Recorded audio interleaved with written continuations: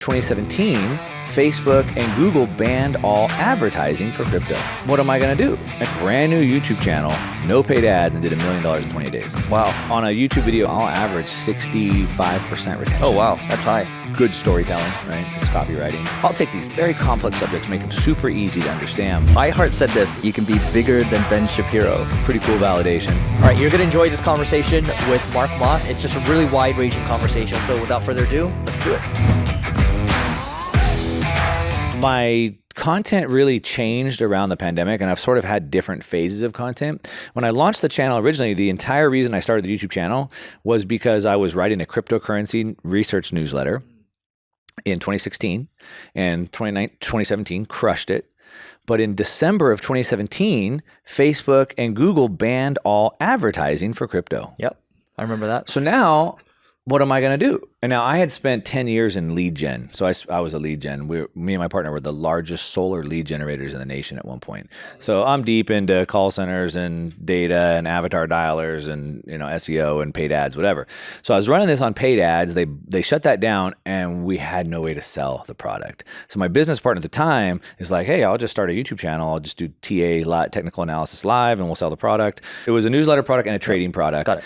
And well, we launched the trading product and it was just like lightning in a bottle. It was right when the advertising shut down. 2017, Bitcoin had gone from 1,000 to 19,000. Yep. And then all that shut down. We launched this trading product in December 2017 with a brand new YouTube channel, no paid ads, and did $1 million in 28 days. Wow. Boom. Just captured lightning in a bottle, right?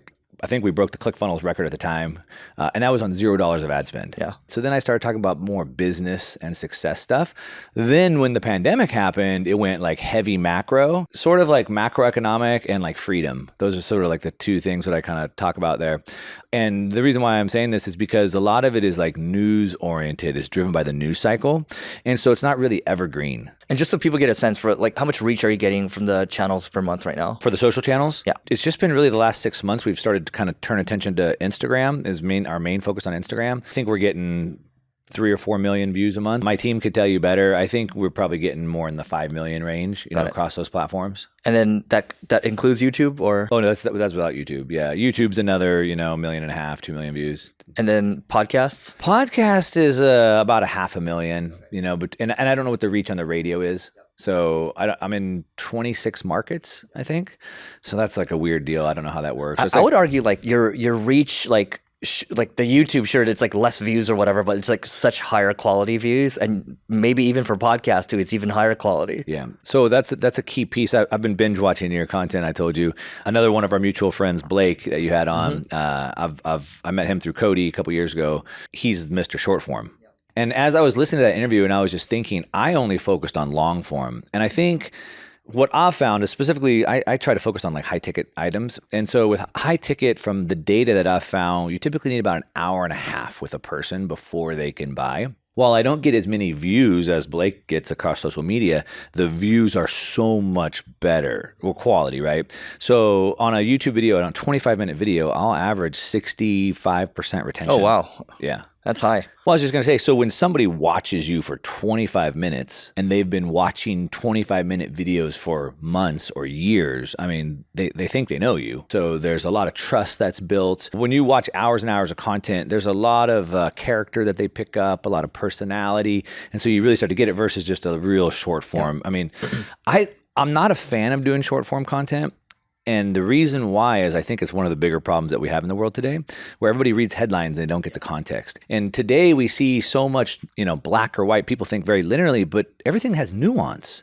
And if you don't pick up the nuance, you're just never going to get it. And I'll do a 20-minute video on like a big subject. Like George Gammon, he's one of my good friends. He'll dive deep into reverse repo. Yeah. Well, I'm left watching that going, what does that mean? Yep. Why do I care? So then I'll do a video on like, hey, if you want the technical, go watch George. But let me tell you why you care about this and what it means to you, right? So anyway, I'll take these very complex subjects, make them super easy to understand, and I'll do it in like 20 minutes. And people will be like, dude, it's too long. Make it shorter. I'm like, then just read the headline. So anyway, I'm not a form of short form content because what can I really tell you in 45 seconds? Plus, I'll be honest, I don't know about you, but like I don't remember anybody from short form. Anybody, actually. Yeah. There's only one person, actually, Jenny Hoyos. One person. That's because I watched a 35-minute video of her getting interviewed. That's the only reason I know her. Yeah. I think it's the way that I'm seeing it and the way that I want to approach it is like top of funnel. All my content is top of funnel, but really the shorts would be super top of funnel. That's how we've been using them on Instagram anyway. And I think I've seen several people like Blake, but even in the crypto space that I know, they really used TikTok to build their YouTube channels. So I think the TikTok, the shorts will be top of funnel for the other for the long form content, and then long form content will still be top of funnel for the products and services. I mean, I think this works out really well. Well, I've done podcasts for years, but I've never chopped them up. Like we're starting, like literally last maybe 90 days or so, and I see the flywheel starting to work really well, and it's just like, oh, okay, like you roll with whatever organic channel is working well. Yeah, the problem is because like most of my content, as I was saying, is typically like a 20-minute, 25-minute like thesis, so it's not. I don't think it's super clip worthy. Because like you take a 45-second clip out of a 20-minute like teaching video, you don't really get the whole context of what it is. And that's why, I know like I listened to your video with Hermosi and he's like, oh, we're just pulling clips now. He doesn't do direct to camera anymore. But I think for what I'm doing, my type of content doesn't really lead to that. And I think that's part of the reason why it hasn't really been growing for us. And so that's where we're thinking about making just specific short form content for that. That's just short sound bites, snippets. And if you want the deeper content, then you come into the long form. Oh, got it. I like that. It's a preview to your long forms. Yeah. 65% retention is insane. Like, what have you done to do that? Good storytelling, right? It's copywriting. So I think it's all about the intro, right? So it's all about the hook. So I do a 3-part hook, and this is just copywriting, like who's it for, what's it for, and status change. Right. That's basically what it is. So like the hook is like, the end of the international monetary order is coming. Watch out. So that's like the hook. And then I give the offer, right? So it's like the hook, the offer, and that would be like, as you know, the system's crashing, 3 banks collapsed this year. The banks could bail in your money. So in this video, I'm going to break down the 3 banks that are most dangerous. So then like I'll kind of give the context and then I'll tell you what's in the video. In this video, I'm going to do this, I'm going to do this, I'm going to do this, and I'm going to show you this, this, this. And then the last part is the status change or like the testimonial. Having this information will protect you from whatever, right? So I'll try to get that out in like 60 seconds. So like a really strong hook, the context of what it is, what they're going to receive, and the status change that they'll receive, the benefit. If they stay till the end. Of staying to the end, right? Yeah. And then, through good storytelling, they need the journey, right? So it's like, we're going to go over this, we're going to go over this, we're going to go over this, but we're also going to say what you need to watch out for, the danger, this thing that you need to know as well. And then I think just from years of doing it, I think naturally I'll be like, and we'll come back to that in a minute. Okay. Yeah. Hey, we'll talk about that in a minute, and like hooks to the end kind of things like that. I think it's probably second nature for you now, but that 60 seconds, that hook, and then everything you talked about, how long does that typically take you? To write it out? Yeah. So I know a lot of YouTubers, they talk about like creating the package first, right? The package for me consists of a title and like a paragraph. That's like, that would be, probably the package for me. I would do the title, the thumbnail, because I usually put like a couple words on the thumbnail. So it'd be the title, thumbnail, and like a paragraph. That's like the package. So I'll start from there. Then I'll build it out to typically 8 bullet points. And then of those 8 bullet points, I try to put 3 to 4 bullet points under each one. So that's where I start. And then I'll usually build the video out and then go back and write the intro. You're not just like shooting from the hip. And by the way, there's like so many different ways to do this. Yeah. Like I want the intro to be good. And so I'm pretty good at shooting off the cuff because I've been doing it for 5 years now. But I find it to be better when I do it. And I don't go back and try to like SEO optimize it. I don't do any of that. I don't know how important that is for YouTube anymore. The thing is, for what I'm doing, for the type of content I'm doing, a lot of the learning comes from the research process. So when I sit down to build that video, I'm going to spend 4 or 5 hours on that video. I'm going to start, researching and pulling stuff. And then I'm learning more stuff as I'm going. So that's why I'll go back and do the intro after I've built the video, because like, I'm not exactly sure what the flow is going to be. So then I might end up with 10, 12 bullet points, and then I'll compress it back down. And then, and then I just launch it. I don't know how long it's going to take me. Yep. I typically figure I can get through about 8 slides in about 20, 25 minutes, I think your framework's amazing. Are you doing any crazy stuff? I use TubeBuddy, and TubeBuddy will allow you to A/B test the thumbnail. The problem with the A/B testing on TubeBuddy is that it's a 24-hour period. And so like typically you come out of the gate pretty hot, and then and so we'll look at like the click-through rate. That's kind of one of the big pieces for me. But like and if it doesn't seem to be taking off good, we'll go back and change a title or a thumbnail. But because the data has like that lag to it, like I haven't found a real good way to do that. I do know one of the big YouTube strategies, and I've seen Russell Brand hiring for this role, but is a YouTube optimizer. And even going back to the back catalog, a year or two old, and changing thumbnails and titles in that. So shout out right now, because I'll throw it out a couple times, but I'm hiring all kinds of people. Yeah. onemarkmoss.com/jobs, onemarkmoss.com/jobs. If you want to be a YouTube optimizer, hit me up. So remote's good.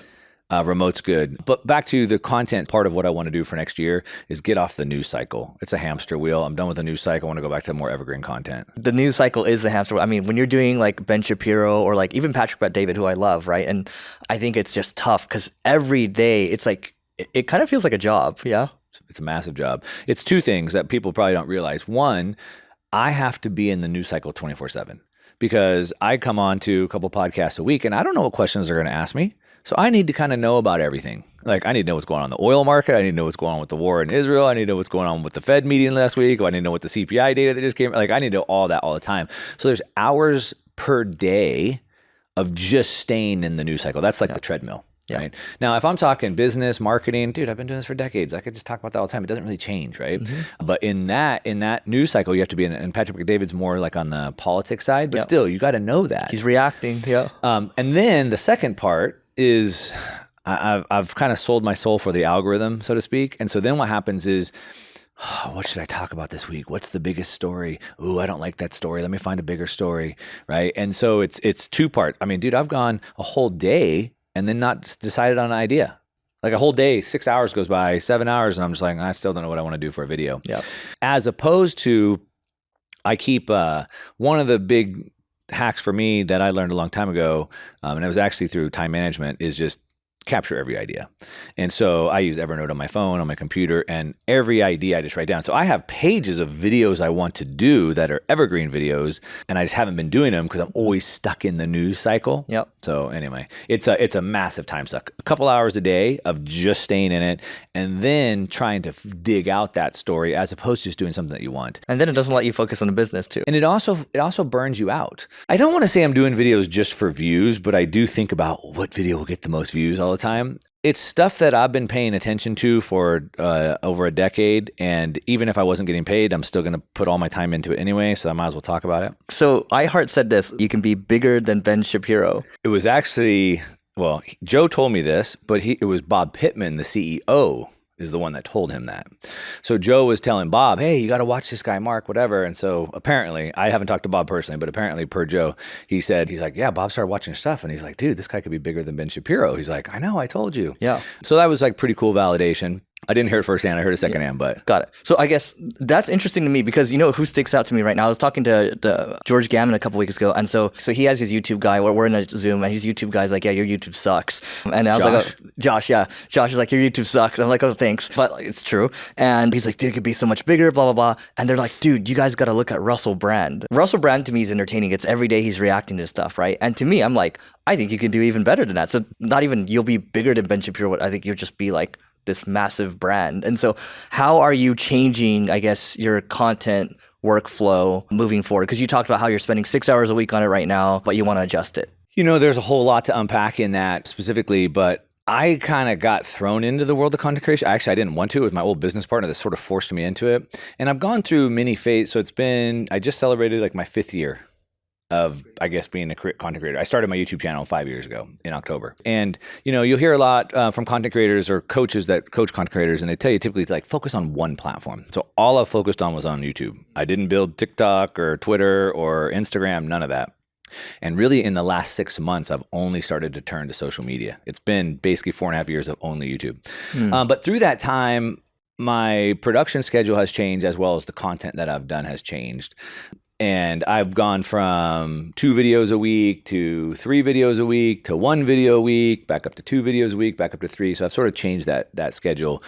Since the pandemic, really since like 2020, I went up to 3 videos a week. 2 and then to 3, and I've maintained that schedule. So 2 main teaching videos per week, which are like a thesis. It's like a 25-minute video, not reciting news headlines like a Russell Brand or a Ben Shapiro, but like here's like a thesis twice a week plus 1 interview a week. So 3 of those a week. Each of those videos take 4 or 5 hours to write, right? And you're doing you have a whiteboard and everything. I got the whiteboard and all that. Then when I got the iHeart deal, which was, I guess, in 2021, then I picked up an additional 3 hours of content a week. So they pitched me on a radio show and a podcast. So I record the radio and then the radio goes into the podcast. But I record for 3 hours a week. I do that every Thursday, and I have someone that helps me with the research and write and whatever. And then I spend a couple hours in advance getting it, and then 3 hours going live. So it's a full day. Yeah. Or even more, right? So this is more than 6 hours of work actually for a week. Oh, yeah, right. So for the last 2 years, I've been pretty much doing 3 videos on my main YouTube channel, plus 3 hours of radio, podcast, and secondary YouTube channel. So it's about 6 hours of final video at the end of the week, plus, I'm on 1 or 2 shows a week as well. So it's a pretty crazy schedule to keep up on, which has been fun. At one point, I was kind of telling you, I don't know if before we were recording, but iHeart offered me to build out a network. And so I thought, you know what, I'm just going to build a media company. Yeah. And so I was kind of like all in on that. But man, I'm a builder. I'm an entrepreneur. I spun up a whole bunch of businesses and over the last couple of years, going back to it's not who you are, it's who you know, I have just opportunities just flying at me left and right. And we launched a couple ventures, and each one were like seven figure, just like picking up money, right? Maintaining this media schedule that I've been running and trying to run businesses just doesn't work. Yeah. It just doesn't work. And so, as I said, like over the course of a career, but even over the course of 5 years, like what I'm doing, what I'm focused on changes. And I've gotten to the point where it's like, man, I'm a builder. I want to build. I need equity. So I'm going to probably slow the content side down a little bit and focus on that. Got it. Right now, like what % of the week do you think you're dedicating towards content, and what do you think it will be moving forward? Well, as of right now, I'm still doing the 3 hours of radio, pod, et cetera. That's a piece that I'm potentially going to renegotiate this month here at the end of the year. We're just entering the end of the year here, right? I typically spend the last month of the year on massive reflection. I do all year, but like, what did I like? What didn't I like? What can I do better? And what do I want for next year? So I'm thinking about changing that podcast thing, potentially cutting an hour or 2 out of that schedule and just bringing it down to like a podcast. And then on my main YouTube channel, I'm thinking about going down to just 1 video a week. Less is more.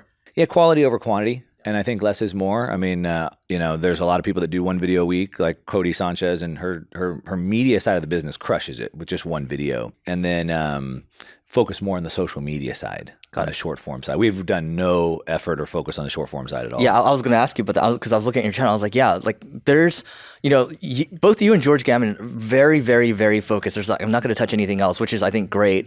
But also I'm looking at everything. I was like, yeah. So the question is, no YouTube shorts, you stayed focused on, I guess, like, what are you going to open up to? Like shorts, TikToks, Reels, anything else? So, I mean, in full disclosure, I mean, we have those being posted, but it's literally like a team in India that just chops clips and sticks them up, right? So we don't look at data, we don't look at analytic, like we haven't done anything there. Yeah. So I think it would be a combination of going and actually creating short form content. We've started experimenting with it just in the last month or two, sitting down, recording short form content. So I think it'll be a short form strategy, which will be including creating content specifically for short form and hiring platform managers that will dig into the data, optimize it, and start tweaking on it. Got it. So you mentioned, I mean, you came from lead gen, a lot of paid, a lot of SEO, and then now you've kind of evolved into creating content, right? Like, where do you see marketing going in the next, let's say, 10 years? Yeah.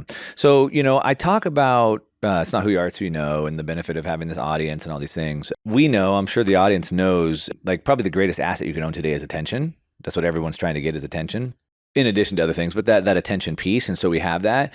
And I know how important that is. I talk about it, but it's very interesting. All of a sudden I'm having to live a life without it. And so, I don't know, did you ever see Undercover Billionaire? Yeah, I saw the one with Grant Cardone. I watched the whole thing. The first one was really good. It was just one guy, but the one with Grant Cardone the Underdog Barbecue. Yeah. They were basically dropped off in a town with no money, but they had no contacts. They couldn't use their name. And so here I am. So part of what I'm doing is I've been seeing all these people take big exits near me, and I've had some big exits. And the last 5 years I've been doing this, and I've been making a lot of money, and it's been great. But I'm not building any equity. I can't sell my personal brand. Yeah. And I have all this deal flow, and I got brought out. I'm part of the venture fund, and I launched another venture fund, Bitcoin Opportunity Fund. So now I'll pick that up. But I launched 2 different coaching programs. I had like a really high ticket coaching program and then like a mid-tier coaching program, like 20,000 mid-tier, like 50,000 high-end. And I had like 80 students across that. And that became sort of a nightmare, and we can get into that if you want. But what I did is I decided, You know what? Instead of trying to work with, the saying, those who can do and those who can't teach. I'm like, why am I teaching all these people that never can seem to get it right? I can just go do it. So here's what I'm going to do. I'm going to take 2 or 3 of the best companies I see here. I'm going to take equity deals in them, and I'm just going to help them do the work. Well, one of the businesses that we have going right now, I've been there 3 months. They have no content. They have no audience. They have no email list. They have no social media. And so everything I want to do, I have to run paid ads every time I turn around. And not just paid ads, but like, hey, we need to drop 30 grand to test this. So that's been pretty interesting. It's been pretty frustrating as well, and obviously very expensive. So as far as the future goes, I think, you either earn your audience or you buy it. And I think if you really want to scale a business, it's a combination of both. And so one thing I'm helping this new company with is we got to get this audience going. We got to get the email list going. We got to get the social media going. We also have to build the paid ads as well. So I think it's a combination of both. I think that's sort of the future.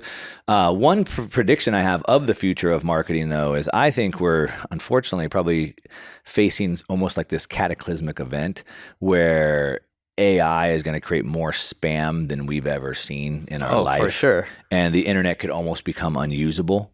I mean, it's just going to flood. I mean, all these people go, oh, AI, write me a book. AI, write me a blog article. And it's just going to be crap. And it's just going to be just everywhere. And I don't even know how we're going to weed through that. And I think the future is going to be personal brands. Yeah. And it's going to be a personal interaction. And so I think the way that we'll stand out is by bringing personal stories in, where I talk about my personal life, my background, my past, my kids, or whatever it may be.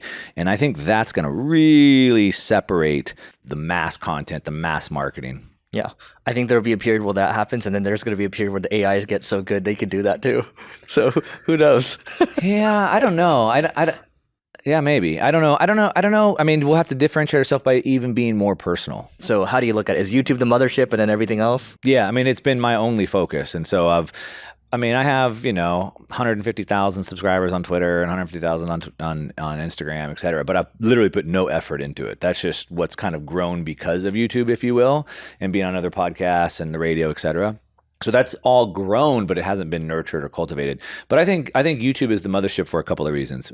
First of all, it's the second largest search engine. And so social media content goes away. I mean, sure, you can scroll my Instagram feed and I guess see stuff down there, but for the most part, it kind of goes away. 2, it's highly searchable, right? It's the second largest search engine. You don't have that on any other platforms. 3, you have the long form content, which really builds the brand. So I think from those main areas, I think it's the best in my opinion. And it's what I use. And so, it's what I've done. So I would say that's like the mothership. And I think it's going to continue to be. I think it's going to continue to be as well. But I think if you think about, a marketing campaign, and today more than ever, because of attention deficit disorder, we need more touch points. And so I think there's a use case for all of them in different parts.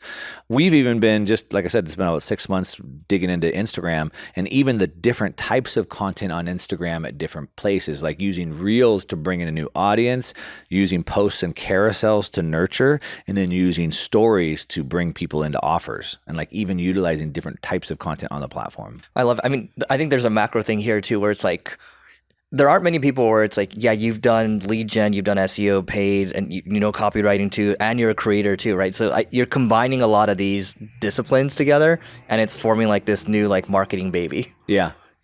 And so now that we're going to start focusing on the shorts and even creating shorts, and then that will then go into paid ads.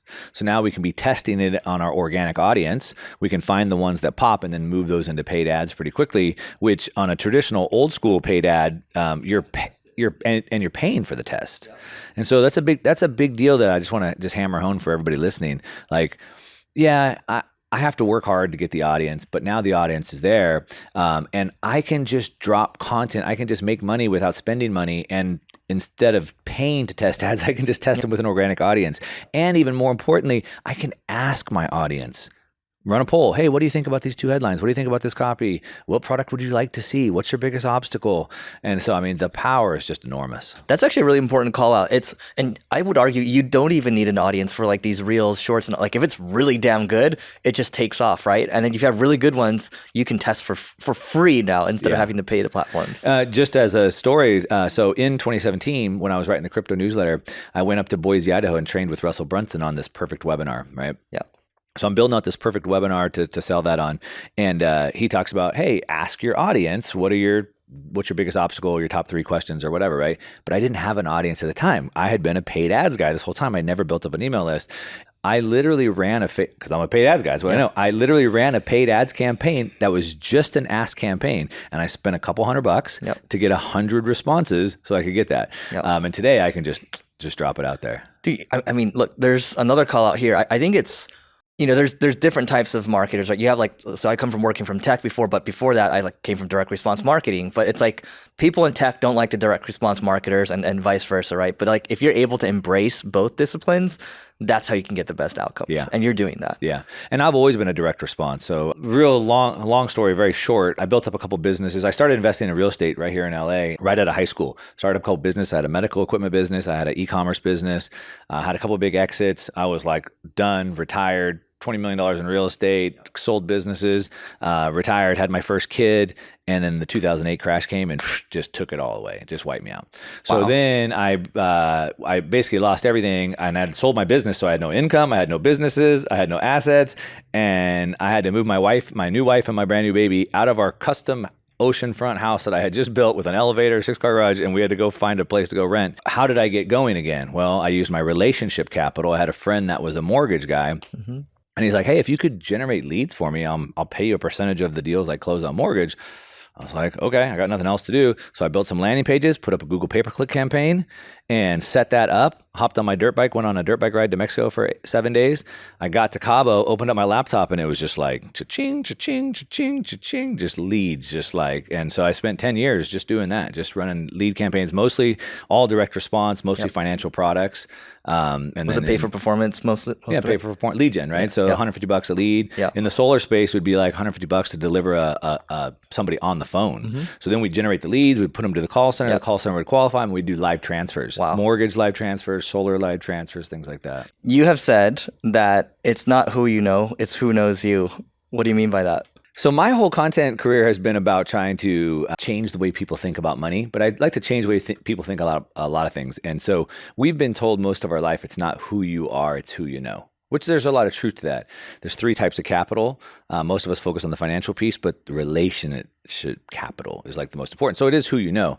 But what I found over the last couple of years of creating content is it's not who you know, it's who knows you. And what's the story here? I can tell you dozens. I mean, when we connected, I saw one of our mutual friends, Cody Sanchez, was connected with you. I think I reached out to you, and then you're like, oh yeah, I know who you are. Yeah. Right. So like that's a simple example. Let me give you a better example. A couple of years ago, I was speaking at the Bitcoin conference in Miami, 35,000 people there. And there's all kinds of parties going on for like a week in Miami. 2 years ago? It was 2021. And I was at one of the companies I work with. They had like this little party going on, and some of my friends that were there like, hey, we're going to go over to this other party for TVP. I'm like, okay, I don't know who that is or who it is, whatever, but I'll go. So we went over there, and TVP is Trammell Venture Partners, is a venture cap fund in the Bitcoin space, the biggest venture capital fund. So I walk into the party, and it was their launch party. So I walk in, and they came over like, oh, Mark, we're so glad that you're here. We're honored to have you. But I didn't know who they were. I was like, cool, well, great to meet you guys. What do you guys got going on? Oh, this VC fund, blah, blah, blah. Well, now I'm an advisor. I have equity in the business.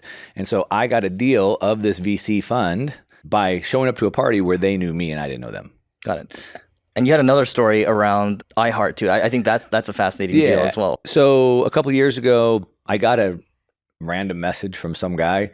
Hey, my name's Joe, and I'd love to talk to you about getting you on the radio and doing some shows. I'm a big fan, and I work with iHeart. And I'm like, okay, we get so many DMs all the time of stuff that I don't know, but I'm like, okay, we'll check it out, right? So I hit him up, and he's the second highest guy at the iHeart Media network, and he was just a fan. He's like, dude, I've been watching your stuff. He's like, nobody does what you do. The way that you intersect politics, finance, and technology together, like nobody's really doing that.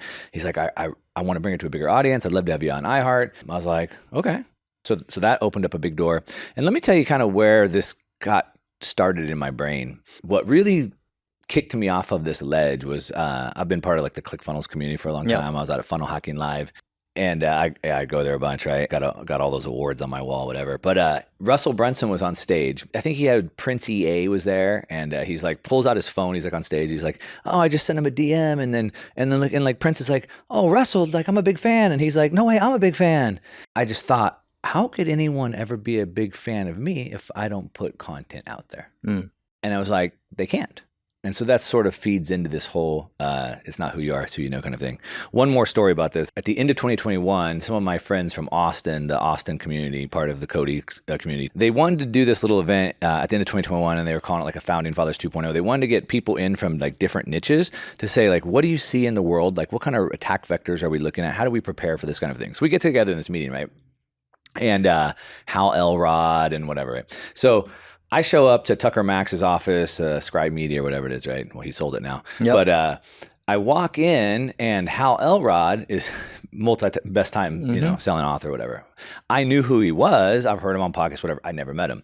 So he's sitting there on a chair like this in the lobby. I walk in, and he's looking at his phone like this, and he looks up, and he's like, the same video. He's like, Mark? He's like, dude, I'm listening to a conversation with you and Robert Breedlove right now. I was like, cool. I thought he was Tucker Max. I didn't know because I hadn't met either of them at the point, right? So we go in the big boardroom, and there's like all the books on the wall, and we're just talking, and I'm just assuming he's Tucker, right? And then all of a sudden he's like, oh, I'm not Tucker. I'm Hal Elrod. I was like, oh, no way, dude. I'm a big fan. He's like, I'm a big fan. And it was like, that was exactly what Russell Brunson had said on stage. Love it. I'm a big fan. No, I'm a big fan. And like, here we were. So there's this company, it's an ad agency called Centerfield. They're based, I don't know, let's just call it the West Side. And they probably do a couple $100 million a year, if not close to $1 billion. And the way it was pay per lead initially just for telecoms. And then it became, they bought a call center or bought a couple, and then they just started gift wrapping the customers. My whole thing has always been, look, if you're like a world-class marketer, you're just going to do pay for performance, and you're proving it. And I have a couple friends that have pay for performance agencies where they focus on financial too, and they do, healthy, 30, 40, 50 million bucks a year. Yeah. So the overarching rule, my team and everyone, my coaching clients get tired of me saying it, but you get paid for the value you provide. And so if you want to make more money, you have to get more up on the value level. So if I can just deliver a cold lead, it's only worth so much. If I can deliver them qualified live transferred, it's worth more. If I could get them all the way through the application process, it's worth even more, right? And so like you want to continue to expand up that value transition. I was telling my social media guy just yesterday that like, look, I get hit up by 100 times a day by people wanting to chop up my content or post my content or edit my videos. That's a commodity. If you could help me come up with a campaign, if you could help me nurture the client through a mini chat sequence, if you could put them into a funnel, that's worth way more, right? Do you still use ManyChat? So we've been using ManyChat, but now I'm starting to move, ClickFunnels, moving everything over to Go High Level. Okay. And it has it built in, and it's just way better. Okay. Interesting. What is Go High Level, just so people know? So Go High Level is a new software that's sort of like a more all-in-one software. So you got all the funnel capabilities that you might see in ClickFunnels or Kajabi, things like that. And even better, they have an option where they have integration with ChatGPT, and ChatGPT can do all the automations for you. So it's everything. Yeah, it's everything. You have equity in it? I don't have equity, but for everybody listening, what they have, it's a genius business model. Russell Brunson is, I think, arguably one of the best marketers alive today. I don't even know if that's arguably. I agree with that. Yeah, right. And he's done great. ClickFunnels, I don't know, it's worth $100 million or whatever, right? Go High Level is worth $500 million. And they just launched a couple of years ago. And their model is completely different. And what they do is I bought a master license. So ClickFunnels is $300 a month. For Go High Level, I pay $500 a month. And I have unlimited white labels I can resell underneath me. Huh. Interesting. Yeah. Are you pushing the crap out of that? This is one of the new business ventures that I just launched. I love it. Well, gohighlevel.com/Mark Moss. No, I'm just kidding.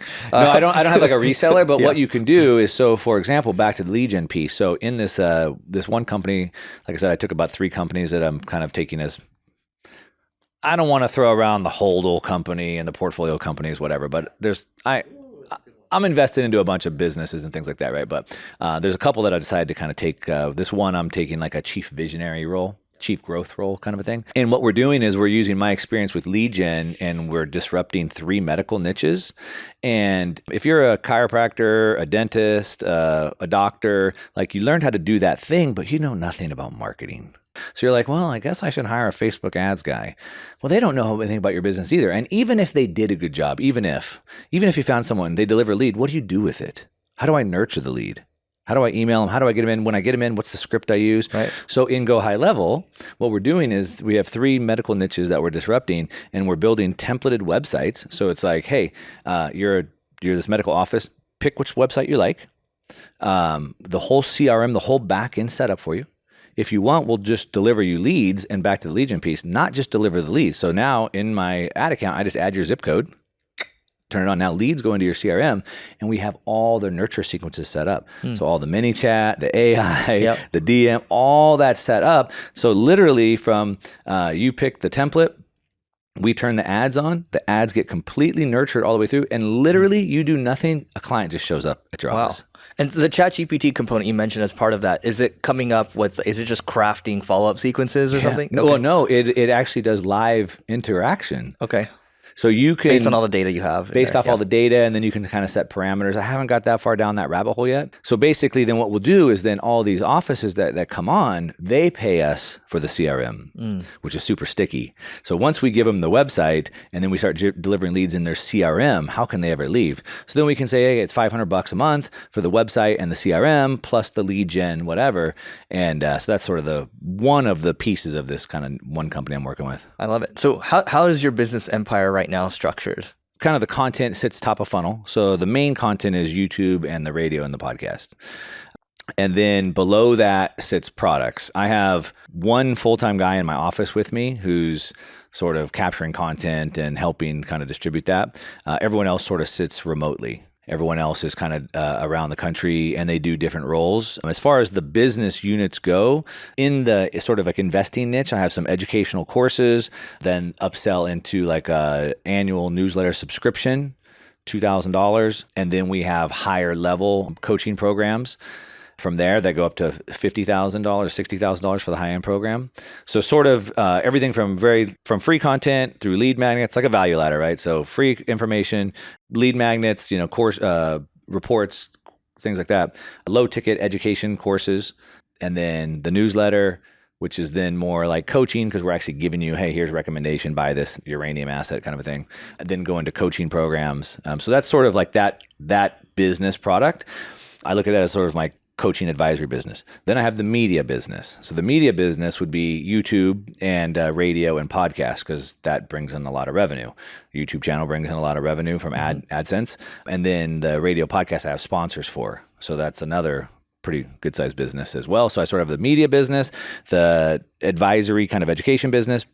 And those are sort of probably the 2 main businesses that I have. And then because of people knowing me, I get this deal flow that's come to me. I have taken advisory positions and equity positions in 2 investment funds, Bitcoin Opportunity Fund, which is a Bitcoin ecosystem investment fund. And then I have the Trammell Ventures, which is a VC fund.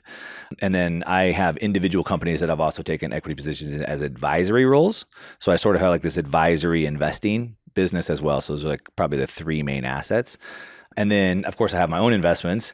So big real estate portfolio, my own, Bitcoin and stocks and all that kind of stuff that I manage. That's not really business related. And now, just in the last 90 days, I have 3 additional businesses that now I'm taking equity positions in to grow. Got it. And so people watching right now, they're probably thinking, okay, I can either decide if I want to focus or have like this business empire like you have it. Like, how big could it get? Like, could you give them a range for like what the potential is if they're to make an empire versus? Well, the potential is unlimited, right? Yep. Obviously, I think in the media business, I mean, just super quickly, you get paid for AdSense. So depends on what niche you're in.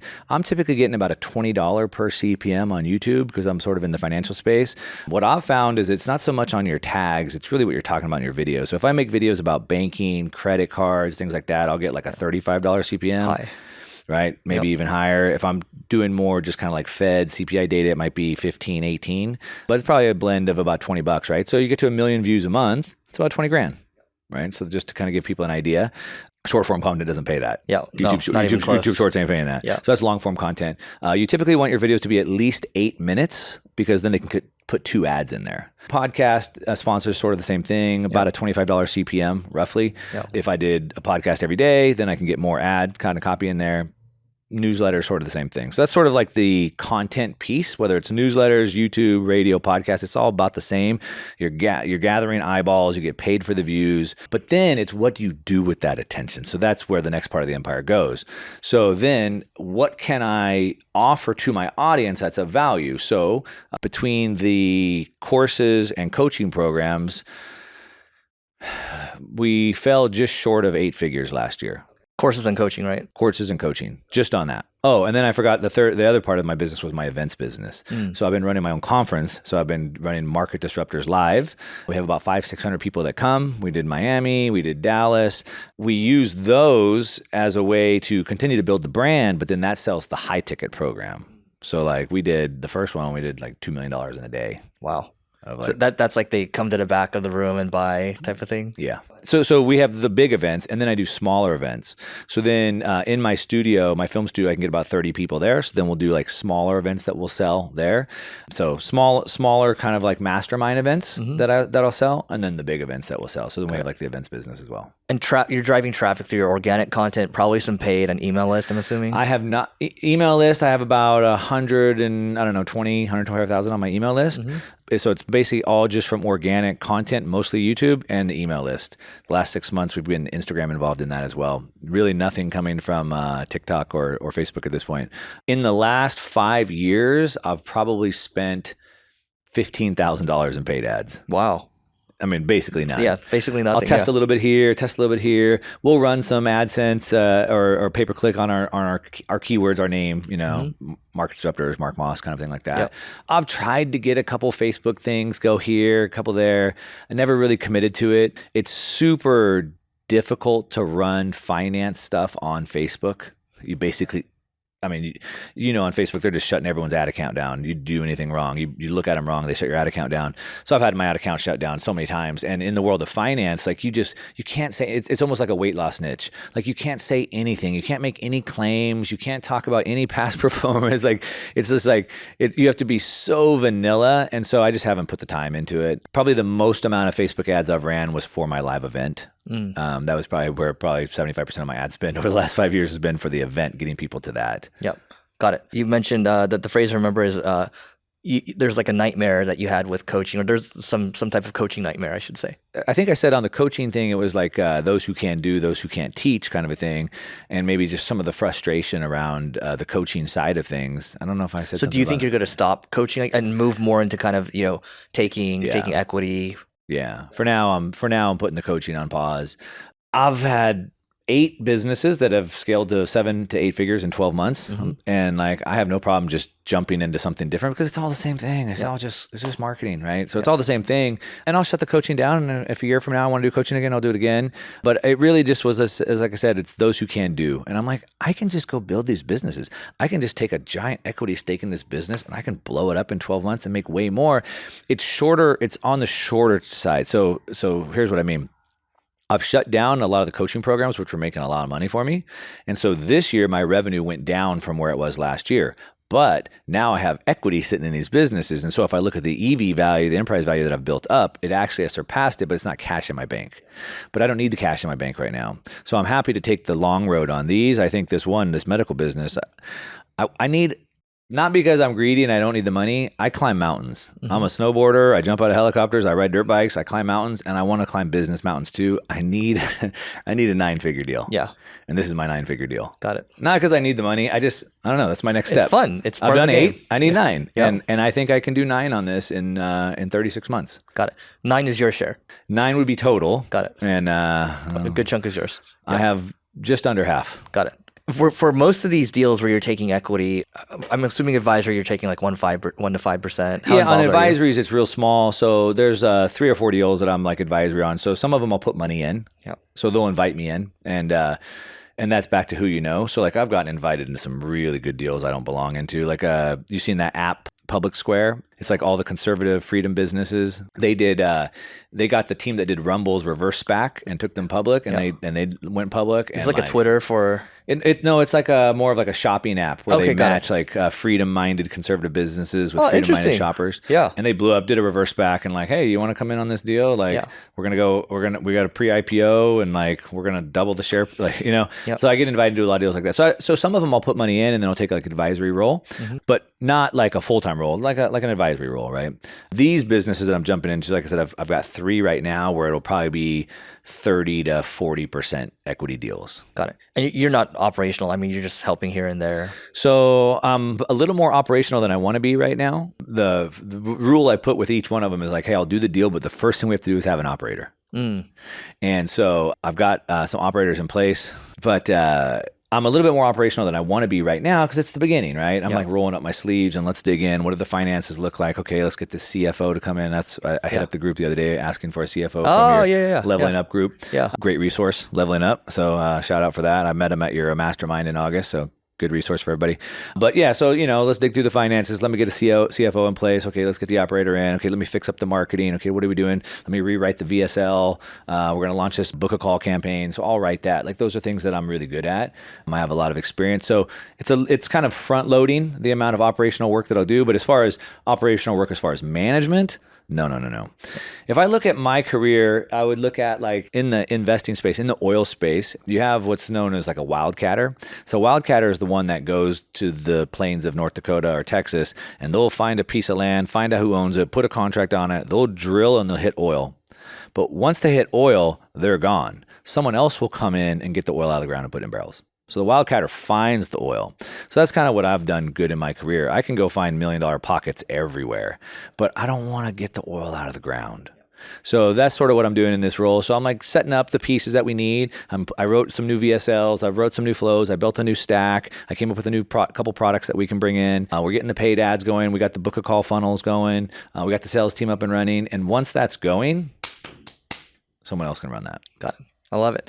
Talk about hiring these operators. So how it seems like you're not satisfied right now with the current operator. So how are you going to change that? Well, okay. So, I'm not qualified like Cody or, Alex to talk about these subjects, to be honest with you. I'm a wildcatter. And so I've mainly been a solopreneur for like the last 10 years. I had some big business. I had 65 people on one of my companies, and that was probably the biggest I've had, which isn't massive, but I've been there. But the last 10 years I've been the solo operator. That hiring and that operator piece and the delegation piece is not my strongest piece right now. I'm really good at finding cash quick. So that's something I'm really, really working on. So I'm not super happy because I haven't really developed that skill super strong, and I haven't opened up that funnel. And that's why I'm shouting it on your show. I decided, you know what? And it was really just in this last 60 days, and I just read the book Who Not How. Oh, got it. I read the book Who. Yeah. And now I just read the book Who Not How. Yeah. And it just made me realize that over these last couple of years, I talked about shutting down some of these coaching programs. I could have kept a lot of those things going if I would have found some who's. And so one thing I took from that is at this point, I just always have to be hiring. Yeah. And so I put up a page on my website, onemarkmoss.com/jobs. And I'm always hiring operators because I have deals flying at me left and right. Mm-hmm. And so if I have good operators, I can just stick them in. If I have good content people, good marketing people, etc. Do you remember that book I gave you at the event? I did. The brown one? And I read part of it, and it made me go, "Oh crap! Dude, I'm a horrible operator." You gotta go the whole thing. I know. It made me feel bad about myself, though. Well, that's good. Yeah. But like you're saying, like as we get older, it's just like, fuck, like everything's just a people game, man. It's like it's not even how good we are. It's not just a people game. It's you need the people. Mm-hmm. I read a book a long time ago by Daniel Pink, and it was A Whole New Mind. You read that book? Or I know book? Daniel Pink. But A Whole New Mind. And it basically talks about how our mind, we have a left and a right side, and there's like a creative side, an analytical side, and how our entire education system and everything was built for analytical thinkers, and how a few hundred years ago, even they thought the creative side of our brain wasn't necessary. They do lobotomies, whatever. But really, like all of our education system, SATs, it's all built on technical, analytical thinking. And that was fine. Growing up, my mom wanted me to go be an engineer because that was a great job. Her brother, her uncle was an engineer. I should be an engineer, a coder, whatever it may be. But in the book, basically, he makes the case that those are technical jobs. But what happened is, as Einstein said, the answers have changed. See, most people don't realize that. They think the answers are the answers. No, answers change. And what changed the answer was that the internet came. And with the internet, we were able to now scale technical workers across the globe using Upwork, which I use, or Elance or whatever. I can hire any technical person I want. I can hire engineers or coders, developers with a drop of a hat for $5 or $10, right? So why would I want to be that? So what he makes the case is because now the internet has commoditized technical workers, in order to really get ahead, you have to have a creative mind. So now I see a problem that I can come up with a creative solution for. Oh, if I had this app to solve this problem, I don't need to know how to build the app. I just have to know that I need to get a coder and a UI, UX, and whatever. And so really you think of yourself more as like a conductor of an orchestra where I can't play the instruments better than any of you, but together I can bring you together to play a good song. So like most of these operators and roles inside the business, to your point, we need good people. We do, but those people don't have the vision. Mm-hmm. They don't have the creativity to see the problem that we're trying to solve, nor do they see the vision of the path to get there. It's not just having good people, it's having the vision to bring that together. Well, I would argue you still need the person to have the vision. So right, it's all well, people. that would be me, right? That's the creator. Correct, right? yeah. No software, no amazing product or service is built without people. Right. Yeah, 100%. Yeah. So the story with that book is so a guy that was at the event, he read part of the book and he like goes to a conference and then he sees like this executive on his team. He's like, hey, just read this. This is good. And she hates him for the rest of the week because it's a really heavy book, right? It is. 2 weeks later, she's like, I read the whole thing. This is amazing. Here are all the things that we're going to do. And it's just like, boom, the company has changed, right? I can't thank that book enough because I think it's like the modern day version of it's really good. High output management. It's really good. Yeah. I read a few chapters and like I said, it made me feel bad at myself. I'm like, oh my gosh, I feel so bad. I don't do any of this. If I did, it would be amazing. Cool. So we've talked about the marketing side, the business side, and we might, come back to these in a second. But I want to talk about, let's talk about Bitcoin. Let's talk about macro. Let's start with this. What do you see in the world, and what are the attack vectors? Because you had that phrase. What happens is there's a saying that generals always fight the last war. What happens is, hey, we got attacked on the south flank last time, so let's go protect the south flank. But then the enemy comes from the north flank. In World War II, one of the engineers in the military looked at all the planes that had come back from battle and saw bullet holes all over them. And they're like, oh my gosh, what we need to do is we need to go build reinforcements where all these bullets are, right? Bullet holes are. And someone's like, wait a minute, that's not the wrong thing. These planes came back. We'd want to go look at the planes that went down and reinforce those bullet holes, right? And so it's like we want to be training, we don't want to be fighting the last war. So right now what I'm seeing is everybody's deathly afraid that we're going to have a housing crash and a banking collapse. Why? Because they have PTSD from 2008. Right? But that's the last war. And I don't think that's the case. The answers have changed. So everyone's afraid of another 2008. Everyone's afraid of another 2000, whatever, 1997, 1929, however far you want to go back. I don't think that's what we're facing. I think we're facing something different. The answers have changed. And so everyone, a financial advisor would say past performance is not a guarantee of future. And so I think you're looking at a wrong data set by looking at that. And so I think there's something different coming. If you want me to tell you what that is? Yes. It's suspense. It's super important for us as entrepreneurs. Yeah. First of all, let me just say the Federal Reserve is the enemy of the people. They create booms and busts, and most entrepreneurs have no idea what's coming. And what do I mean by that? The Federal Reserve loosens monetary policy and creates a boom. And now you're a dry cleaner, you're a restaurant, you're a landscaper, and you can't keep up with business.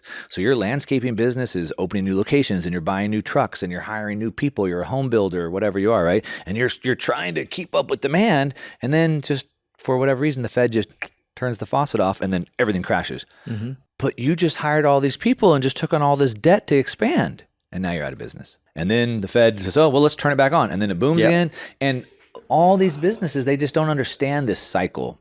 And so it's a big deal. But anyway, here's what I think is happening. You have to understand, most people are afraid of a crash, a market crash, a recession, whatever.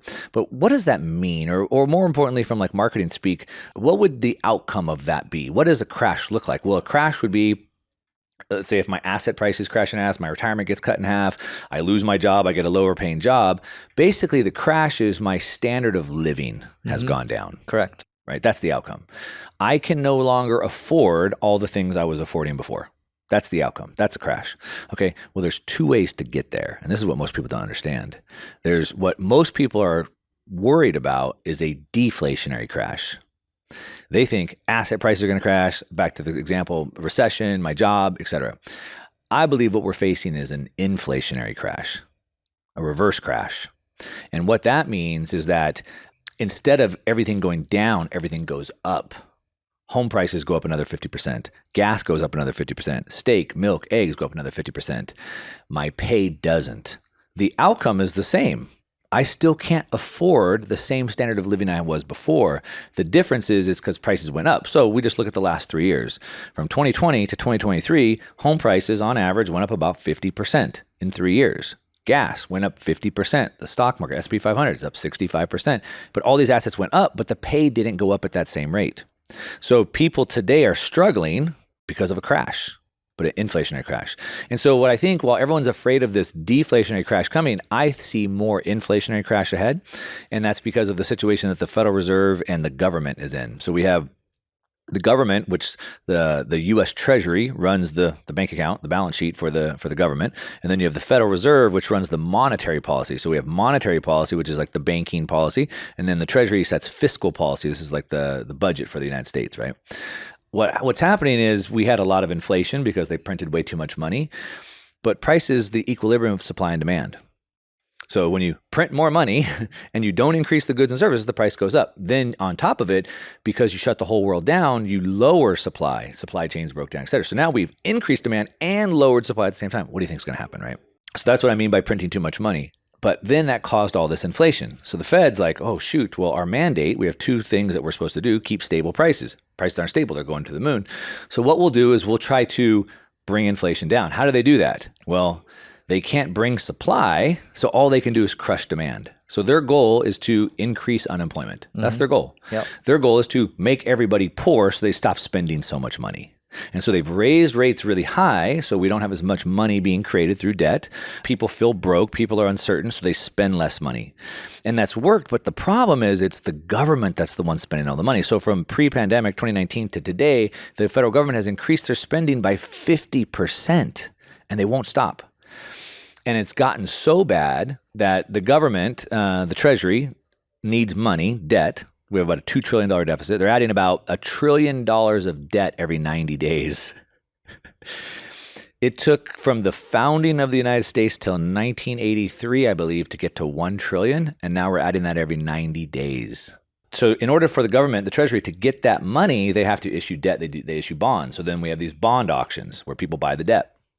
The last bond auction we had a couple weeks ago, the 30 years, so we have them from months, 5, 10, up to 30 years. The 30 year, we have massive dysfunction. There weren't enough buyers to buy the debt. So then supply demand, they had to offer more yield to get people to buy. So it's called a tail when that yield changes. And it was one of the most dramatic yields we've seen in over 5 decades. It is not a good deal. Moody's downgraded the U.S. credit again. Yep. I mean, it's a really big deal. And so what does that mean to us? Let me tell you what it means. So what it means is that the Fed has been trying to tighten the market by selling their treasuries and keep rates high. But they can't sell treasuries into a market where there's already too much supply. They can't sell. So they're going to have to pivot. And then no one's buying the amount of debt the Treasury needs to sell, so the Fed's going to have to come in and buy it. It's the only way. The Fed, it can try to stay strong to try to protect the dollar, but there ain't no dollar if the U.S. collapses, right?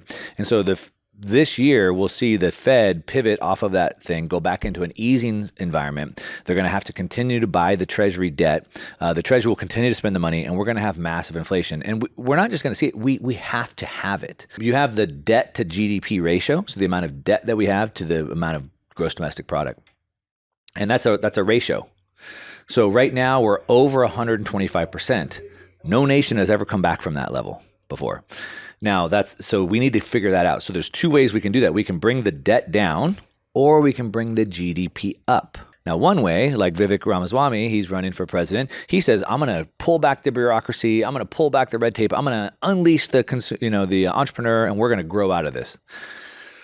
Maybe. It's optimistic. If you shut the government down, maybe we could grow out of it. But realistically, we won't. But if we have double-digit inflation for 3 or 4 years, then the GDP goes up because of inflation. If I sell 10 iPhones for $1,000, I made, whatever, $1,000, $10,000. If I sell 10 iPhones for $2,000, I've made $20,000. So the GDP goes up, but I haven't sold any more units. So by inflation, they bring the GDP up, and naturally the debt to GDP ratio re-equalizes. So it's not just that we will have it, we have to have it. They need it. And as a matter of fact, the IMF, International Monetary Fund, which is the central bank above central banks, wrote a white paper in 2015, called it the liquidation of government debt. In the white paper, they explain it. It's called financial repression. The U.S. already did this in the 40s. You have very high inflation and very low bond yields. You force pensioners, you force mutual funds, you force 401ks, you force banks to buy the bonds at very low yields, and you run inflation hot, and you steal the difference. So in my opinion, this is what's coming. Even when inflation was 9% last year, I said this will be the lowest inflation we'll see for the rest of the decade. Like, inflation is going to run hot. Now, that's just on the US side. Now you add in the wars, the supply chain, the world is starting to break apart. So we've been in sort of this anomaly for the last 50 years. Since World War II to today, the world has seen this era of peace that's an anomaly through history. And we had this rise of globalization, but now that's falling apart. Russia's doing their thing, China's doing their thing. Supply chains will continue to be onshored, and that will bring prices back up. So we have massive inflation ahead of us. And so what does that mean? That means an inflationary crash, not a deflationary crash. And so we're going to see, I don't know what's going to happen to real estate in the next 6 or 9 months. People screaming from the rooftop it's going to crash. I think they're wrong. But I don't know in the next 6 to 9 months. I'm pretty sure in 3 years from now, home prices will be up 50 more percent. Gas will be up 50%. The S&P 500 will be up 50% because of the money that's going to be printing. So what do we do about that? And this is where it comes in for entrepreneurs. There's 2 things that you can do. In a deflationary crash, you would want to sell all your assets, move to cash, and buy back in a couple years. But in an inflationary crash, you need to be in the market. And so there's 2 ways that you keep up. The rich get richer, the poor get poorer. The rich get richer because of 2 things. One, they own assets. So inflation is very good for assets. I want inflation because I want my assets to go up. So that's number 1. 2, you have to be able to control your income. And this is the big piece for all your listeners.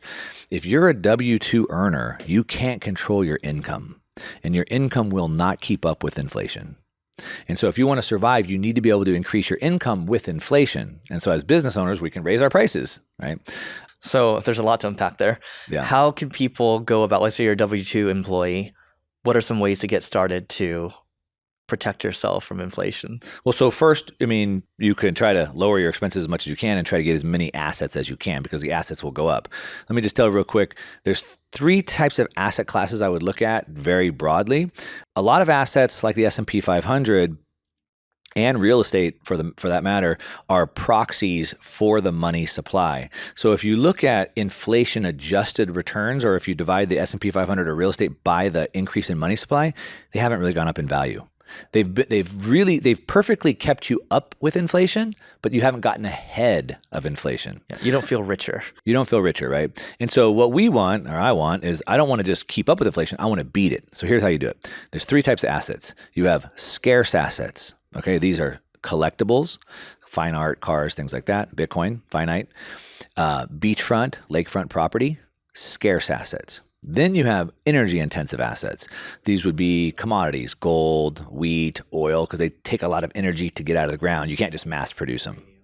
Uranium, right? And then finally, you have non-scarce or non-energy intensive assets. So you want to stay away from those. A lot of those are just equities and speculative things like that. So let's just look at these 2 categories real quick. So over the last 3 years, real estate on average has gone up about 50%. Austin is the fastest growing city in the U.S. for the last 2 decades.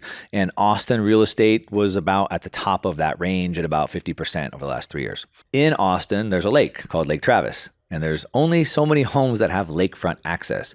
When Silicon Valley started moving there, Facebook, Meta, et cetera, if you're an exec from Facebook making $25 million a year, what do you care if the house is $1 million or $2 million or $3 million for that matter? You don't, right? So those homes on the lake went up by 200%. See, Austin went up by 50. The lake hunt went up by 150. So that's the power of scarce assets. So that's how I do it. Now back to the wage earner. So one, decrease your expenses so you can buy more assets, scarce assets. Two, try to figure out how you can increase your income more. Now, there's a couple ways you can do that. Obviously, we already talked about one, you want to make more money, increase the value you provide. So what new skill could you learn that you could give to your employer or another employer to increase your pay? Option two, side hustle. I'm not a big fan of side hustles. I am a fan of side hustles if you're trying to make that your full-time thing. But I guess I've never really been a wage guy, so I don't have that mindset. But I guess if you're in this job and you have a pension, you don't want to leave, maybe a side hustle works for you. But yeah, increase the pay that you have by learning new skills to provide more value, or start a side hustle, or quit and start your own business.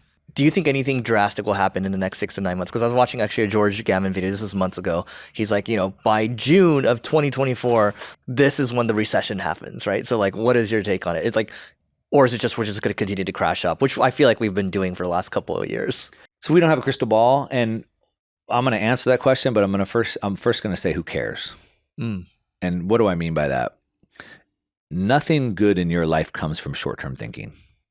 All growth comes from long-term thinking. Charlie Munger, who just passed away this week, R.I.P. Charlie Munger, he said that the big money is not made in the buying and the selling. The big money is made in the waiting. Okay. So all good things come from taking time. So who cares what happens in the next 6 months? I want to know what's going to happen in 3 years from now. Decades from now, right? So it depends on your time frame. So for me, I'm pretty confident homes will be up 50% in 3 years from now. What happens in the next 6 months to homes? I don't really know. Right? Now, some people want to be this trader and, but if I just wait 6 more months, I get a better deal. In 3 years, does that matter? Right? Charlie Munger says it doesn't. I would rather take that time, effort, energy and put it into something that can make me more money. But to answer that question, obviously, one, we don't know. Two things that I want to unpack in that. So again, George and I are good friends. I'm going to preface this. We don't see eye to eye and everything. He's talking about a recession. And he's talking about this yield curve being inverted. And when the yield curve re-inverts, then it signals a recession's coming. So what? What does that mean? What we learned in 2020 is the economy and assets are not the same. We literally shut the entire economy of the whole world down, but assets went up. So what if we have a recession? Who cares? What does that mean? Now, I could lose my job. Are you in a sector that's susceptible to that? Or are you in a recession-proof sector? So you want to unpack that. Like, what does it mean? And then back to the attack vectors. I want to understand, what are my threats? What are my attack vectors so I can plan for that? So for example, if we have a recession, people won't have as much money. So probably tourism might take a hit. Do I work in tourism? No. Then I probably don't worry about it. Do I work in tourism? Yes. Well, then maybe I should find a new job, right? I work in insurance. Well, insurance is going to be the same no matter what. Right. One of my buddies owns a emergency services company. He does like fire, flood remediation. I don't care about a recession. Same with HVAC. Right. HVAC or whatever. Right. So what does that even mean if we have a recession? People need to think through that. And so George is making those videos. Like I said, we're friends, but yeah. So what? So we have a recession. I think like, let's say if you're holding all cash right now and it's like, recession, like a deflationary crash is coming, or, we should hold on to our cash. But if it's like, if it's inflationary, maybe we should like put the cash into the market right now, right? So yeah, exactly. And so that's the big thing. When at your event, you had George speak. And so, like I said, we're good friends. We went out to dinner one night and I was like, hey, George, I just made this video. Michael Burry, he keeps tweeting sell, and then he deletes his account. And I made this video from over a year. I've been saying the market's going up, the market's going up, the market's going up, and it's still going up. And George is like, Mark, that's a very irresponsible video for you to put out. How can you put that video out? He's like telling people to buy in this type of a market. But here we are 4 months later and we're at new highs on everything. Now, I want to just preface this to everybody. We have to be nimble in this type of an environment, but I don't want to overtrade it either. And so George said that was very irresponsible for me, but here we are 4 months later and asset prices are way higher than they were 4 months ago. Right. You would have made 100% on your money if you would have bought Bitcoin when I made the video, right? Yep. I think that we should take the market as it is, not as we think it is, not as we want it to be, but as it is. And so the answers can change, but I would guess my odds over 50%, my base case, as I would call it, would be that in 4 to 6 months from now, asset prices are probably still higher.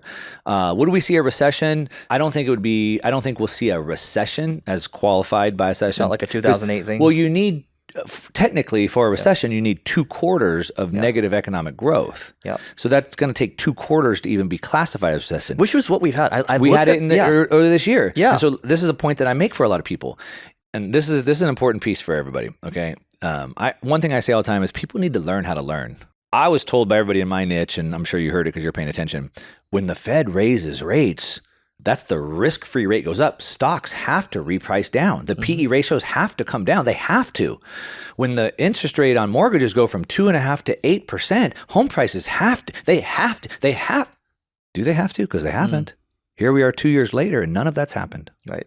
They don't have to. So Mark Twain said, it's not what you don't know that gets you in trouble. It's what you know for certain. Right. And so they have to. People have been saying for 2 years it's going to come down. It hasn't. Now, home prices in Austin are pretty weak. They're down about 12%. It's probably one of the worst. Seattle, Austin are probably the worst 2 areas in the country, I think. But where I live in Orange County, home prices are still up year over year. Right. So there's regional things. But I want to challenge that. It doesn't have to. And I think there's a couple things in there. One, people realize the game is up. People are starting to realize that the Fed has to continue printing money, that inflation is going to continue to be there. For sure, QE is coming back. For sure, QE is coming back. People are starting to realize that. And that's why stocks are not coming down, even with threats of recession. And I'm from the Austrian School of Economics camp, and the godfather of that, Ludwig von Mises, wrote something about, he called it the crack-up boom. And then he says, and then suddenly the people realize that inflation is both permanent and intentional. And they lose confidence in the money and they buy whatever they can. I'm paraphrasing it. But that's what people realize. Now people understand that. Now, if you've noticed, just in the last 2 weeks, the White House, the Biden, his Twitter account, White House Press Secretary, KGP, they've been running this and even headlines that inflation is not from money printing. They're like trying to like throw shade on that. But people realize that. So how do people learn how to learn? Yeah. People learn how to learn. There's a number of ways that you can do that. I think a couple ways. So first of all, I think there's 3 levels to that. And so the first level is to receive information. Most people just don't get enough information. Most people aren't reading content. They're not watching videos. But then what do I do with that information? So for me, people ask me all the time, Mark, what book should I read? What do you want to learn? So right now, I'm reading books on hiring operators and managing because that's where I'm at right now. I might write a book on or read a book on time management or marketing. So whatever I need. And the reason why it's important is because I need it. So I read the information and then I implement the information. Yeah. And then the third piece, which is super important, and everyone can do this, is then I must discuss it or teach that information. Because what happens is, I mean, you create content, so you know this, you maybe haven't thought through it, I'm sure you have, but when I sit down to write that idea, all of a sudden I realize I don't know it as clearly as I thought I did. Or if I read this idea and then I tell you, you're going to have questions for me. And it's going to make me go, I hadn't thought about that. And then I have to come with different angles and I have to pitch it differently. So it makes me clarify it and sharpen it. And then what I'm doing is specifically I'm trying to learn something. I take notes. I want to take notes of everything. There's something magical about a hand-eye coordination or brain-hand coordination. And so I'll typically take notes.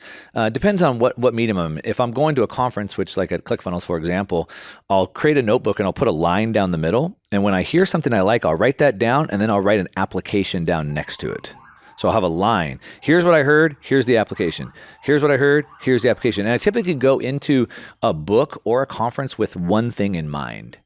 Like I'm trying to find a new campaign to launch this year. So when I'm at ClickFunnels, I'm thinking about my business and marketing. And so now when I'm receiving this information, I have a frame to put that in. So here's what I learned and here's the application. If I'm reading books, lately what I've been doing is I've been getting the Audible and the book at the same time. So I'm listening and reading at the same time. Yeah. How much better is that for you? Like I've heard it from so many people. It's way better. Not only is it so much better because of the retention, it's also better because of you're hearing it and seeing it at the same time. So you have 2 forms of learning at the same time, and then you can go through it much faster, right? So how do you do it for one of those like 28-hour books? Like I'm going through one of those right now. What is it? The Laws of Human Nature, and I'm just like that thing's probably a tomb, but I for sure am not retaining. To your point. Yeah, I just want to show you. So I just told you I just finished reading the Who Not How book. Yeah. So what I do is I create an Evernote sheet for a book. And then in here, you can see like my notes. that I've put in here. Yep. So then I'll put notes and I'll put like the page number. On page 65, 90 days a moving future process, page 65. And then I put all my thoughts here. And So then, like, what's an example of one of your thoughts there? Looking back over the past quarter, what are the things that you have achieved that make you the proudest? So I told you at the end of the year, I do a lot of reflection. Yeah. So this is what's in my mind right now. So this is what stuck out to me. Okay, how can I do my end of year reflection better? So I kind of wrote this down. I think that's powerful because the way I do it right now is like I'm reading the Elon book and I'm dog earing a lot of things. I'm reading some other books at the same time. But the problem is I never come back to those dog ears, right? Like you have to be taking notes. And I like the whole, hey, like what's the actual application to this too? Because then you could actually, like the point of reading is like to actually do something with it. Yeah. Yeah. And you know that like you can hear the same thing a year later and it just hits you different. You're in a different part of your life, a different messenger, a different context. And so that's why it's important for me to have that context I go into. What I used to do before Evernote is I would sit down with a book and I would keep a little mini notepad and I'd write it down, I'd rip it out and stick it in the book. And I'd keep reading instead of dog earing it. That's good, yeah. So then I would have my thought and context on that notepad and then stick it in the book. And then I could just grab the book and I could see all the things that I'd put in there and I could just turn to any page I wanted. That's good, yeah. But now I do it all in Evernote because now it's like searchable, right? And things like that. And then you want to go back and recall that information. So now we need repetition. And this is why like some of the best books you need to reread over again. One, they hit you differently, but it's also that repetition, which is why I take the notes. So I take a lot of notes. I'll go back through my notes. I have the page number, and then I can go back and reread that again. So that's sort of, I guess, my tips of how to learn. One, learning how to critically think through the information. And then two, when I'm receiving the information, really taking good notes and taking applications down, making notes so I can go back to them. 3, applying the information that I've learned, and then 4, teaching that information. So in this example, right, I told you at the end of the year, I'm doing reflection. So here we are in December at this time of this recording. And this is my month of reflection. What went good, what went bad, et cetera. So that stuck out to me. I'll write that down. This year, as I'm sitting down to do this, I'll grab those notes and I'll actually do that. And then in my community, I'm giving away some of my time management processes just because I use them. And I'll put these notes in that and teach it. So I read it, I'm going to do it, and I'm going to teach it to my community. Interesting. I love it. That's great. Great framework. Last 2 questions from my side. How are you invested right now? So, for me, you've mentioned Warren Buffett a bunch, the deal box, and I think that is super powerful and it's true. So for me, I think, and then kind of going back to these 3 categories of assets, I believe that most equities are these non-scarce and non-energy intensive assets, and I don't really mess with that. So even like a Google or Meta? Yeah, I mean, the S&P 500 is a perfect proxy for inflation. So the way that I'm invested, and it's changes. So the way I'm invested today is not the way I've been invested over the last 10 years, let's say. But I'm mostly invested in my business. I'm 80, 90% in my business, right? As far as my assets, they're broken down. Bitcoin is a massive holding. I wrote a crypto newsletter for 4 years, and now I don't mess with that. I just buy Bitcoin. So Bitcoin makes a really part of my big holding. I think everyone should have a minimum of 1%, probably 5% of your portfolio in it. You're much higher than I'm assuming. I have way higher than that, right? Yeah. So that's a big chunk, probably like a third of my portfolio. Yeah. Real estate probably makes up a really big chunk of my portfolio. Super scarce, both of those. Yeah, super scarce. So I have a ranch in Austin with cows and goats and stuff like that. I got a house on the beach here in Orange County, and I'm currently building a house in Cabo on the beach. So beachfront, scarce Close property. to Palmas? It's just north of San Jose, of the airport, San Jose. Okay. It's called the East Cape up there on the dirt road up there. Yep. So yeah, beachfront property, scarce property, ranch, land property, some Airbnbs, some vacation rentals, income properties, things like that. So real estate's a big piece, Bitcoin's a big piece. And then I like to speculate. So I do quite a bit of venture cap and like private equity stuff. But those are like in businesses that I can understand. Warren Buffett said that I don't buy stocks. I buy businesses. They just happen to be public. So I like to buy businesses. So I do VC and PE stuff. I have the 2 funds. And then I like to speculate with some resource stocks. So I'll do some like resource miners, like junior miners and explorers in like gold, silver, uranium, things like that as well. And I've had some that pop really, really big, and It's interesting. So our mutual friend, everyone should check out George Gammon, by the way. But he texted me yesterday. I was just like, "What are you invested in?" He's like, "Same thing, resource miners, uranium, all that." So you guys are on the same boat there. In the same boat there. Yeah, I've been pounding the table on uranium for probably about 2 years now. In my newsletter, we have positions open. We're up 70-80% on the uranium. I think it's still got a lot of room to run. Again, if you're nuclear, right? So nuclear. Yeah. I mean, nuclear is the future. Yeah. There's just no way around it, and it sort of goes in and out of fashion, but it's certainly the future. And so, if you have that 10-year vision or 5-year vision, I made a video on my main channel. I called it like the Big Short 2. And I was talking about how the Big Short was they recognized these couple outsiders on Wall Street recognized that these banks were on the wrong side of the trade. And the Big Short 2 is all these uranium producers, but also the nuclear plants. They're on the wrong side. They don't seem to be sophisticated enough to realize how short the uranium is. And it takes years to get new uranium to market. And so I broke down the math and the numbers of how short they are, 60 million pounds or something like that. There's a massive short coming. And the difference is in economics, we say high prices are the cure for high prices. So if prices are too high, people will buy less and more supply comes. But in an environment like this, if there's a shortage of uranium, they buy at any price. They have to. Yep. They can't just not buy. People need energy. And so that creates a massive boom. So I think uranium is one of my favorite plays right now. And you can trade that through stocks. So I do buy stocks, but in these sectors, right? Also, I think if you like Bitcoin, a really good proxy for Bitcoin are Bitcoin miners. So they typically move like on a 3-to-1 ratio with gold, similar like how gold miners move with a ratio to gold. Yep. So Bitcoin miners, MicroStrategy's crushing it. Yep. Bitcoin, the commodities, energy intensive commodities. So I buy some commodities, the oil, the uranium, the gold, et cetera.